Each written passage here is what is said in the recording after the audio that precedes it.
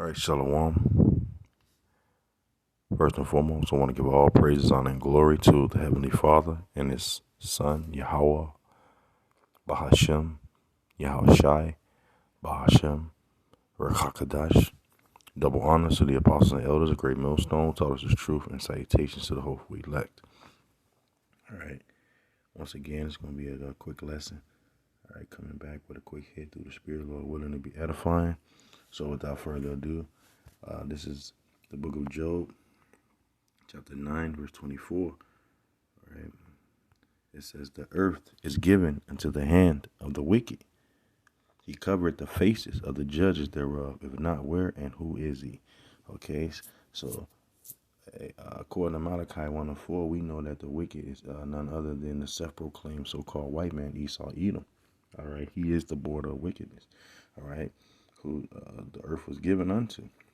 Okay, and why was the earth given into the hands of the wicked? Is because, due to our disobedience. All right, and when I speak of our disobedience, I'm speaking of the children of the house of Israel. All right, which consists of your so-called blacks, Latinos, and Native Americans. All right, who are Israelites, God's chosen people. All right, the Lord told us in the book of Deuteronomy, what is that, 28:1, that he was going to set us on high, man. He was going to put us on top, because that's who we are as a nation of people. We are, according to Deuteronomy chapter 7, verse 6, we are a special people above all people that are upon the face of the earth. All right. And why we at the bottom is because we went off. We broke the law, statutes, and commandments of the Heavenly Father. So the Lord tells you in the book of Job 9:24, the earth was given into the hands of the wicked. All right. Going back to Genesis, in the beginning, okay, with the two brothers, Jacob and Esau. All right. Okay.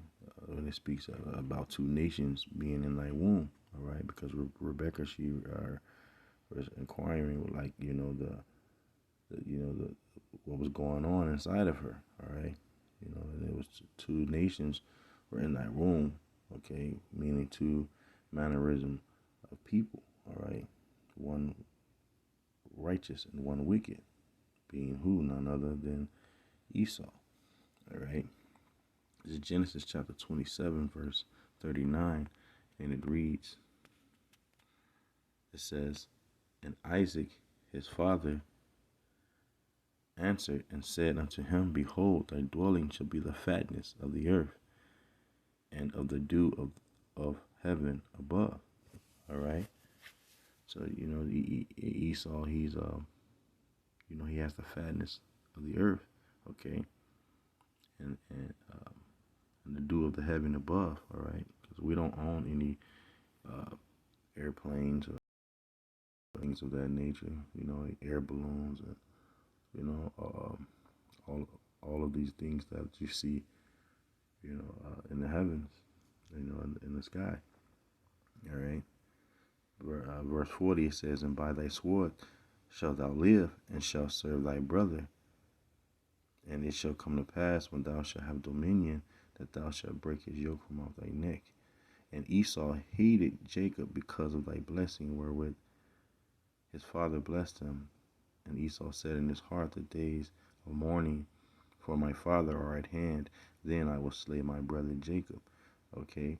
And this is what you see, here today, man. All right. When you see Jake being gunned down in the streets. All right. That's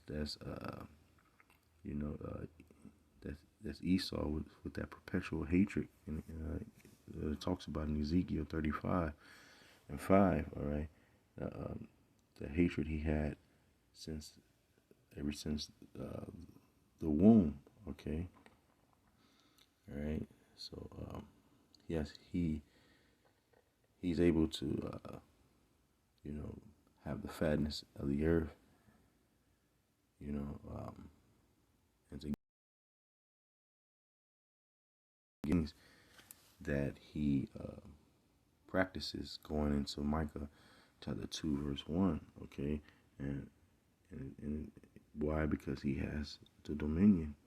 All right, this is Micah chapter 2, verse 1. Woe to them that devise iniquity and work evil upon their beds. When the morning is light, they practice it, because it is in the power of their hands. You see, right? And as you can see, woe meaning what? Destruction. Okay, because that's what's coming to them. But it says to them that devise iniquity. And what is iniquity? Iniquity is sin. Okay, and what is sin? And this is the book of 1 John, chapter 3, verse 4. It says, whosoever committeth sin transgresseth also the law. For sin is the transgression of the law. And who was the law given to? The Israelites. American. All right. This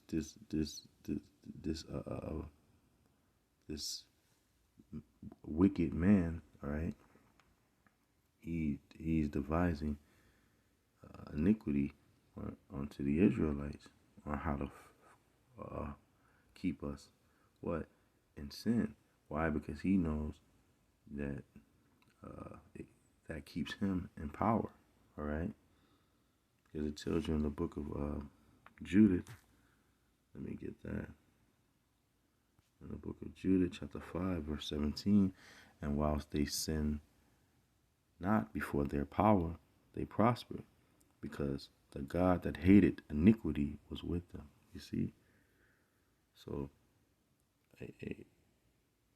this is why he devises iniquity upon you Jakes, man, upon you Israelites, to keep you going off into, homosexuality, preaching gay pride parades, and, for worshiping these false idols, these false gods, all right? Because the Lord tells you in, I think it's the book of Exodus, he tells you, thou shalt have no power before me, thou shalt not bow down to any God, all right? And thou shalt not worship any graven images and things of that nature, all right? And Esau knows this, all right? This is why he devises, to push that snake bite, the jab, all right? Upon who? You so-called blacks, Latinos, and Native Americans, because he knows that we are not supposed to have any cuttings in the flesh, any incisions, all right?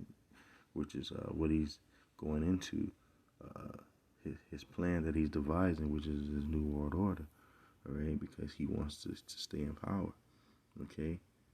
And he sees the Israelites are coming back to who we are as a nation of people, and understanding who they are, okay? Because if we understand who they are, then we understand who we are. And who are they? They are our enemies, according to the book of Deuteronomy, chapter 28, verse 48. All right, it reads, it says, because thou servest not the Lord thy power with joyfulness and with gladness of heart, for the abundance of all things, therefore thou shalt serve thy enemies, which the Lord shall send against thee, in hunger and in thirst and in nakedness and in want of all things. And he shall put a yoke of iron upon thy neck until thou hast destroyed thee. You see? So our enemies are devising iniquity upon their beds, all right? And when they wake up in the morning, they practice it. Why? Because the power is in their hands, all right? And they want to keep the power in their hands. This is why they want to keep us in sin, all right? Because they know who we are, all right? They know that we are a special people above all people that are upon the face of the earth. Going into Deuteronomy 7:6, all right? Holy meaning what? Set apart, separate, all right? From what? All of these, from the world first and foremost, but all of these heathen nations that are outside of the children of Israel, all right? And Esau knows that he sees us coming back to our power, Yahweh, Bashim Yahushai, and this is why he's coming down with great wrath, because he knows this, Revelations chapter 12, verse 12.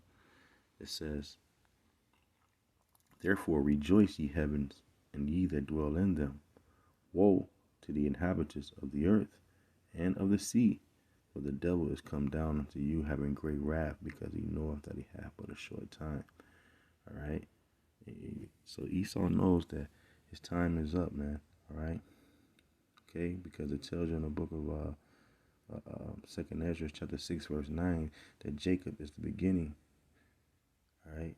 It says that Esau is the end of the world and Jacob is the beginning of it that follows. Okay, so we got next, man, to rule, man. All right. Okay. So before I go any further, man, I'm gonna give all praises, honor, and glory to Yahweh, Bashem Yahushai, Bashem Kakadash. Double honors to the apostles and elders, great millstone, and salutation to the hopeful elect. Shalom and a Baba Ball.